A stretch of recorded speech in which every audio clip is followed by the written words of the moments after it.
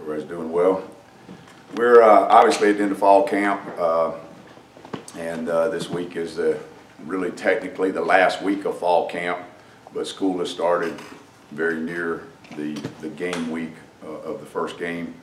So we still have some things that we're doing that are fall camp set up for the defense in terms of some things, but we also are working on our first opponent. And so we've gotten pretty far into that. Obviously, we don't have any new film on them, so the film we've watched all winter, all spring, all summer is still the same film. Didn't change. And so the one thing that is a little different about it is trying to predict what the change in the offensive coordinator, play caller will be. That's hard to do, but the head coach has been pretty traditional with what he does. So.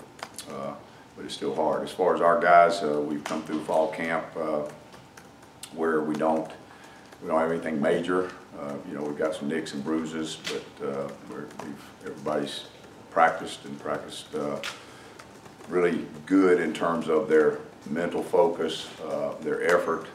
We've still got, and I know this sounds like it may be just talk, but it's fact, in that we've got, 9 days, 10 days to go, and we're not there yet. We're not there. It's just the way it's set up. When they give you, 28 practices, 26 practices from the start of fall camp to the first game, you utilize every minute of it to get prepared. So we're not there yet. We've still got some things we got to tweak. We still got some things that we got to make sure that we're on the same page about in terms of a lot of the what ifs, if you will. Okay, if you got to move this guy here and that guy there, interchanges, so we keep the best 11 guys on the field at all times if possible. So we're still in that mode a little bit. We're definitely in game plan mode in a certain degree, but obviously we're nowhere ready yet to say that we're game ready. And you say, well, good gracious, you only got a week and a half to go. Well, we've only been practicing basically 3 weeks, so we still got time. That's the way it's set up. What have you figured out about your buck position with the 3 guys that are really battling there? We've got, for the first thing we figured out is we've got 3 guys that are really athletic. They're different in some ways. Obviously, Nico is a big, long, powerful guy that can run. He's more of a, if you will, traditional stand-up outside backer in an NFL mode, and that run stopper that can do what he needs to do and pass. TD is a guy that is still in the developmental stages. He's still a young guy. He's got a lot of football to learn, but he's got a lot of athleticism, and he can definitely rush the passer. Big Cat Brian has really been focused this fall camp. He's improved each and every practice. I think he went along about, I don't know, maybe 12 practices into it, and then he had a little dip one day, and that always makes you go, ooh, okay, is this the start of something? But then he came back the next day and was right back where he was and started picking it up. So, we got those guys. Is that a spot where you want to have a guy to lead on as the starter, or do you like all 3 and what they bring and you rotate? Well, obviously it's a long season in the SEC, and I mean, somebody's going to play the first play, but you're better when you can have multiple guys and rotate them and not have to change the way you call the game. And so we're getting close to that. Yeah, and just how much different is it when you start to prepare for a team and put the game plan in from a player's perspective, where you kind of focus in a little bit more on a plan? Well, I mean, there's good parts of going ones and ones in the spring. There's good parts of going ones and ones in fall camp.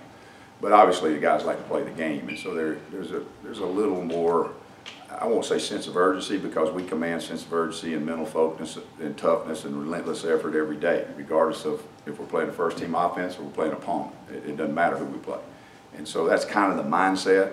But obviously when they get into the meeting room and we start going over an opponent and they're learning something new, you can see the notebook pencil flying a little bit faster. Jim, can you talk about Washington quarterback and also Gaskin's back again, 3,000-yard seasons at running back, just in offense in general? Well, I mean, they're good players.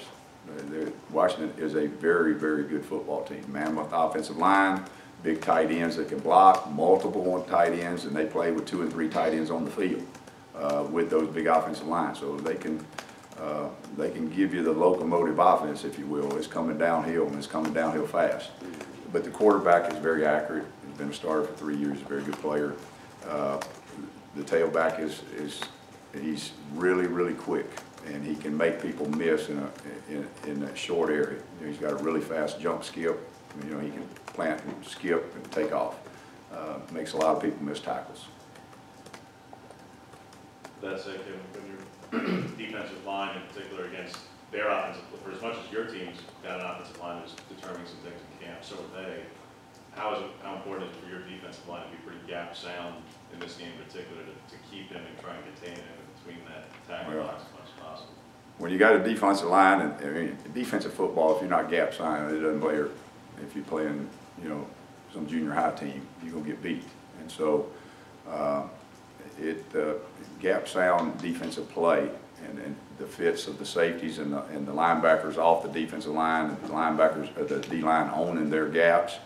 I mean, to be honest with you, that's where it starts and ends. Because if you don't do that, you're not going to get to anything else. You're not going to get to third down. You're not going to get to the passing game, and you're probably not even going to get to red zone and goal line defense, because they're going to hit it a home run from 60. And so it's real important. Got time for 2 more? Can you talk about your young guys in the secondary? They're still making progress. They are. I mean, you know, the lights hadn't come on yet in terms of the stadium lights, but they're very energetic. They're very focused. They're communicative. They tackle well for the amount of tackling that we get. We don't get a lot, so we have to use it very wisely and make sure we're ready to tackle on game day, but they tackle well.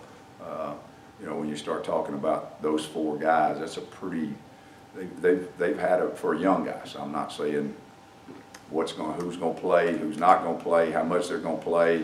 You know, that'll remains to be seen. But when you got 4 guys like those guys, they've held their own pretty well. So Kevin, last one to that end, who is the 4th corner now? If you've spoken about the safeties, you're obviously going to have to play one or both of them in the game just for rotation purposes. Yeah. But well, with Bars and you've got, you can go outside, but then who's that 4th option for the outside? Is it Broussard? Is it Christian? Who's in that spot? Well, it depends on who's at star. You know, if JD is at star, if Javaris is at star, then Igbenogny and Dean are the corners. And it really, what we tried to do to keep, we're left and right. And so that's not a big deal for those old guys. They can switch sides, and it's not a big deal. We try to keep Tutt on the left side and Broussard on the right side. You know, I know some people play boundary and field. We play left and right. And so for a young guy, it's not that big a deal, but for a young guy, it is a little different. And so right now, Broussard is on the right side and Tutt's on the left side. Thanks, Coach.